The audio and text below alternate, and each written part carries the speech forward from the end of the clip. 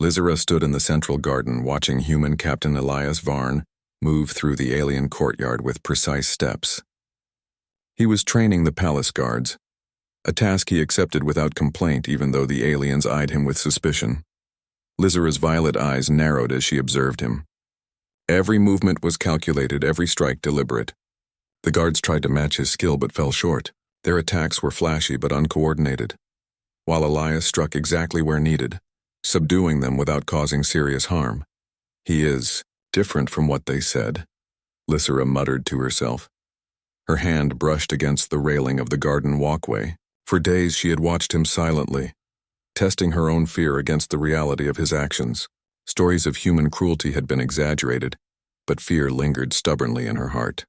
Still, she could not deny that his discipline and restraint were remarkable. "Princess Lysera," a voice called from behind.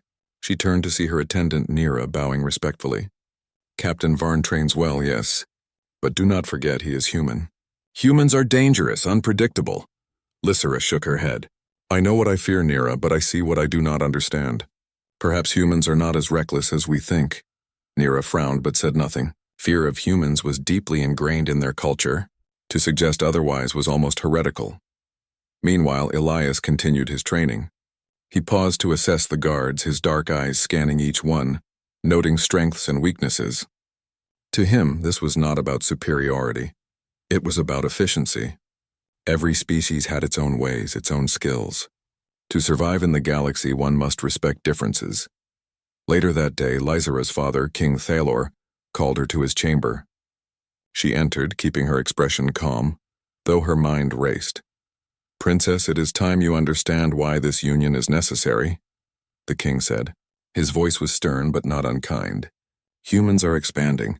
They are powerful, yes, but more than that, they are survivors. They can adapt, plan, and endure. Captain Varn will strengthen our position in the galaxy."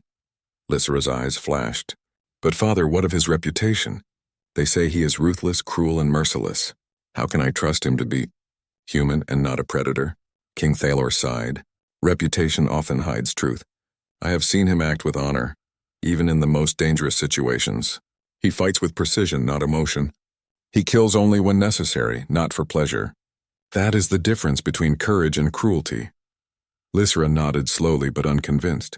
"I will try to see this, father, but it is difficult." The next day, a minor crisis struck the city. A rogue faction of alien insurgents attempted to disrupt trade routes, targeting merchants and travelers. The palace guards scrambled to respond. For the first time, Elias was tested in a real situation. He moved quickly, coordinating the alien soldiers with precise instructions. He anticipated the insurgents' moves, directing the guards to defend the merchants while minimizing harm. Lysera watched from a high balcony, her heart pounding. He was effective. Not brutal, not reckless, but smart and controlled. His actions saved lives without needless bloodshed. "Perhaps," Lysera whispered almost to herself, "humans can be honorable." Later, she approached him cautiously in the garden. "Captain Varn," she said, her voice barely above a whisper. I saw what you did today. You saved many lives. You did not harm anyone unnecessarily." Elias turned, his expression calm. "It is my duty to protect. Violence is only justified when necessary. That is true for humans and, I believe, for all species." Lysera blinked. There was no pride in his voice, no arrogance. Only truth. For the first time, she felt a flicker of understanding. Humans were not monsters, they were different. Their methods were different, their culture different, but their morals could be strong. Still, fear lingered. "But why help us?" she asked softly. "You are a human. Our people fear your kind. Why risk yourself?" Elias paused. His dark eyes met hers. "Because honor is not species-specific, Princess. Courage is not limited to aliens or humans. I fight for what is right, for those who cannot defend themselves. That is all, and I will not break my word." Lysera considered this. Her people had taught her to fear humans, but here was proof that fear could be wrong, that humans could act with integrity, with bravery, with discipline. Days passed and Lysera continued to observe him. She noticed small things, how he respected the alien customs, how he asked permission before speaking in certain chambers, how he treated the palace guards as equals, not tools. Even the court began to see a change in him. Some ministers whispered among themselves. Perhaps humans were not so barbaric after all. One evening, as the twin moons rose over Zithera, Lysera and Elias found themselves alone in the palace library. She could not hide her curiosity any longer. "Captain Varn," she said, her voice hesitant, "tell me, why did you accept this mission? Why agree to marry a princess who fears you?" Elias studied her, considering how much to reveal. "Because it is necessary. Your world needs protection and humans can provide it. But also because I believe trust can be earned, princess. I want to prove that humans are more than their reputation." Lysera felt a strange warmth at his words. It was not love, far from it, but respect and perhaps a beginning of trust. Yet doubt remained. She had grown up hearing stories of human cruelty. Could one human's honor change the view of an entire species? Before she could speak again, alarms rang through the palace. A warning light flashed. Intruders had breached the outer walls. The rogue faction had attacked earlier than expected. Chaos erupted. Guards shouted, civilians screamed, and the palace descended into controlled panic. Elias reacted immediately. He coordinated the palace guards, directing them to block entrances and protect civilians. His commands were clear, precise, and without hesitation. Lysera followed him, carrying a first aid kit to help the wounded. The battle in the palace courtyard was brief but intense. The insurgents had expected easy targets, but Elias and the alien guards were too organized. He moved with a speed and efficiency that left even the seasoned alien warriors in awe. He disarmed attackers, restrained them, and prevented unnecessary bloodshed.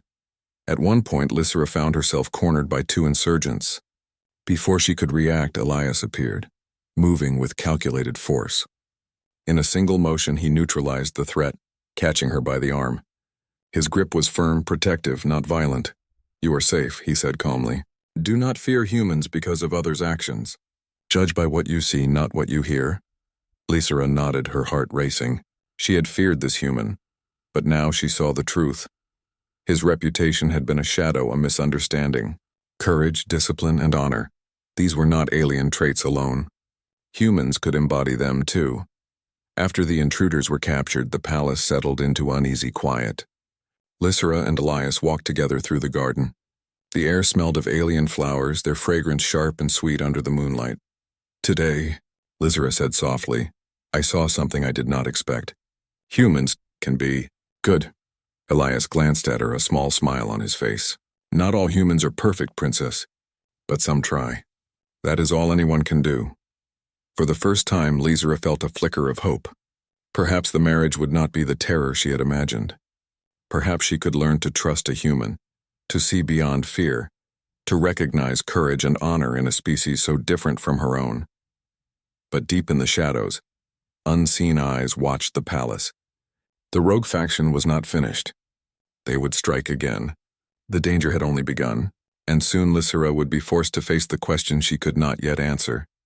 Could she truly rely on a human to protect her world, and herself, from the darkness that threatened them all? As the twin moons shone overhead, Lysera took a deep breath. The human at her side had proven himself once. Could he do it again? And more importantly, could she overcome the fear that had haunted her all her life? The collision of worlds had begun. Humans and aliens would meet not as enemies but as allies, or they would fall together. And in the heart of that collision, Princess Lysera would discover that courage could be found in the most unexpected places. Ethan never thought he would end up in trouble for a joke. But then again, he had always been the kind of human who liked to laugh, even when the galaxy was too serious for it.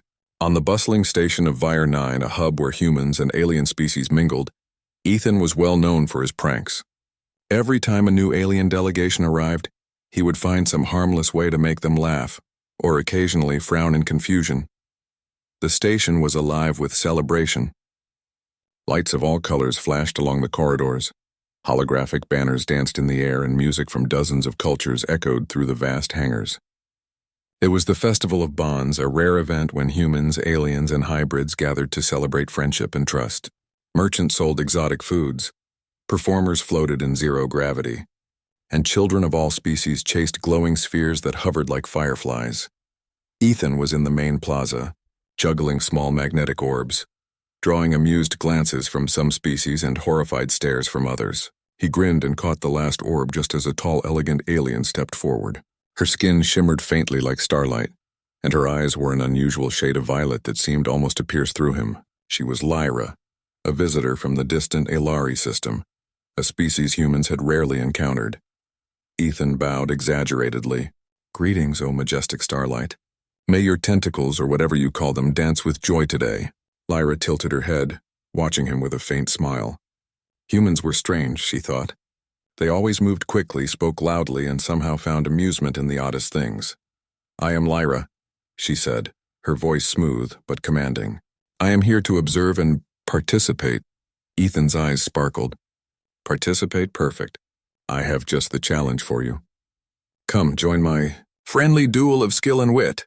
He twirled another orb between his fingers, clearly enjoying the moment. Lyra raised an eyebrow but allowed herself a small laugh. "A duel of what nature?" "Something harmless. A human game. Winner gets bragging rights and maybe a free drink, well, if you can drink human liquids." "I'm flexible," Ethan said, bowing again, this time with a flourish that nearly sent him tumbling backward. The alien chuckled softly and stepped closer. "Very well, human. But be warned, I do not lose lightly." The game was simple. Ethan had arranged a set of floating rings and small orbs. The idea was to toss an orb through the ring, a common festival activity. Ethan went first, managing to score 2 points with clumsy precision, and Lyra followed. To his surprise, she moved with unbelievable grace, tossing the orbs so they glided perfectly through the rings. Ethan tried to joke about it. Okay, beginner's luck," he said, laughing nervously as he handed her another orb. No one expects alien beginners to master human games. Lyra paused, her violet eyes studying him. Then in a moment Ethan would never forget, she bit his arm, lightly, almost playfully. "Wait," Ethan yelped, clutching his arm. "What the—" Lyra stepped back, tilting her head in curiosity. "It is a bond," she said simply. "A small mark of trust and connection. You will understand soon." Ethan blinked, confused. "Bond? Connection? It's just a joke, right? But Lyra's gaze was calm, firm, and something deep inside him shivered at it. A strange warmth spread from the bite, crawling up his arm and settling into his chest. Ethan laughed nervously, trying to shrug it off. Okay. Cute alien joke. Very funny." The festival continued around them, but Ethan felt different. Lighter somehow, but also alert in a way he had never been. Colors seemed sharper, sounds clearer. He looked at Lyra and for a brief moment felt an unexplainable attachment, like he wanted to protect her, and not just because she had scared him half to death. "Ethan?" His friend Mara waved at him from across the plaza. She was human too, with a sharp wit and a no-nonsense attitude. "Stop staring at the alien lady and come help me with the snack booth." Ethan forced a laugh. Sure, coming." But he could not shake the feeling that something had changed. By the time he returned to his quarters, the station lights had dimmed, leaving the corridors bathed in soft, artificial moonlight. Ethan removed his jacket, inspecting the small mark on his arm. It looked like a faint red crescent, almost glowing. Weird. Definitely weird. Then it hit him. Suddenly his reflexes felt sharper. He caught a falling tool before it hit the floor. He heard faint whispers from the hallway, though he was alone. His heart raced, not from fear, but from an unexplainable awareness. "Okay, this is definitely not normal," he muttered to himself. The next morning, Ethan woke with a start. The bite mark had faded, but his senses had not. He could smell the distinct metallic scent of the station, the subtle spices in the foods from dozens of alien vendors, and the soft hum of energy conduits running through the walls. Every sound, every color, every movement felt amplified. He stumbled to the small window of his quarters, looking out at the vast expanse of stars. "What the hell is happening to me?" he whispered. Before he could ponder further, there was a soft knock at the door. He opened it to find Lyra, standing with her usual calm composure. "You feel it, don't you?" she asked. Ethan hesitated. "Feel what?" "The bond. It is not just symbolic. It links us in small ways, your senses, your instincts. You may find yourself alert, aware of things you could not before. You belong to me now, in a manner of speaking." "Belong to you?" Ethan stammered, backing up slightly. I thought it was a joke." I didn't mean anything serious." Lyra tilted her head. "In our culture, bonds are serious. They are not broken easily. But do not fear, I do not demand submission, only awareness and responsibility. Ethan ran a hand through his hair, bewildered. Responsibility for what? I don't even know what just happened. I'm a human, Lyra, I joke. That's what we do. Lyra smiled faintly. And yet you will learn. The bond grows stronger with understanding and respect. You will see that this is not a punishment nor a game. It is connection. Ethan sat down heavily, feeling overwhelmed. Humans were adaptable, sure, but this was alien, completely alien. And yet, he could not deny the strange sense of belonging that had already begun to creep into his mind, as if he and Lyra shared some invisible thread that connected them. The following days were even stranger. Ethan noticed that when Lyra was near, his mind felt clearer, his reactions faster. He caught a falling crate before it crashed, avoided a sudden malfunction in the energy conduit, and even anticipated Mara's attempts to prank him. Every human skill he had was amplified, but in ways that made him uneasy. One evening, he confronted Lyra in the quiet of a deserted corridor. Okay, I need answers. Why am I feeling all like this? Like I'm part of your alien tribe or something? Lyra studied him thoughtfully. It is the bond. Your species has strength, creativity, and courage. Our bond allows me to share some of your instinct, and you to experience aspects of our perception.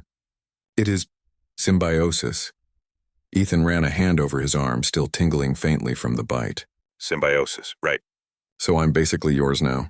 Lyra did not flinch. Not yours in the way you fear, ours. It is mutual. You will protect, I will protect. You will belong and I will belong. It is natural. Ethan blinked, overwhelmed. He had never been so unsure of anything in his life. And yet a small, undeniable part of him felt safe, connected, important. That night, he stared at the stars again. Somewhere far away, Lyra's people had created this tradition, this strange ritual. And now he, a joking human engineer, was part of it. Somehow a joke had turned into reality, and his life would never be the same. For the first time, Ethan wondered, maybe, just maybe, humans were more than just a species that laughed at danger. Maybe they could adapt, survive, and belong, even in ways the universe had never imagined. And as the station hummed quietly around him, Ethan could feel the bond pulsing faintly in his chest, reminding him that his life had taken a turn he never expected. A bite, a joke. And now, a new beginning.